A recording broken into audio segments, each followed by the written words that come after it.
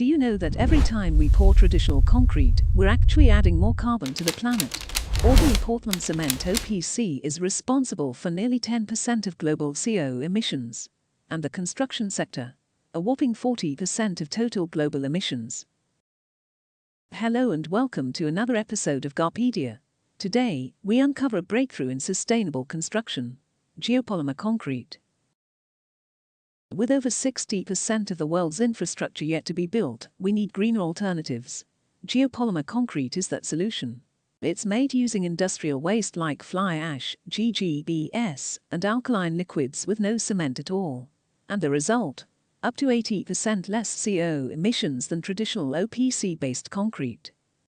But being green isn't enough, it also needs to be strong. And it is.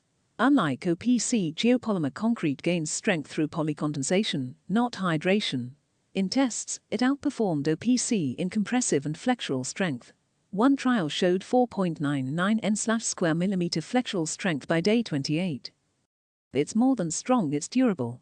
Resistant to acid, corrosion, fire, and even chloride attacks. Porosity: as low as 1.0% compared to up to 5.1% in OPC. Meaning, less water absorption, better lifespan. For M30, it's just 1.7% costlier.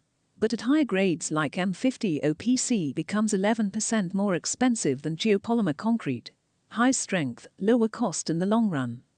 Applications plus where it can be used: geopolymer concrete is already being used in pavements, high-rise buildings, fire-resistant homes, even airport taxiways. What's stopping adoption? Quote, lack of awareness, quote, growing research and government push.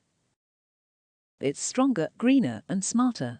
Geopolymer concrete could be the foundation of a more sustainable tomorrow.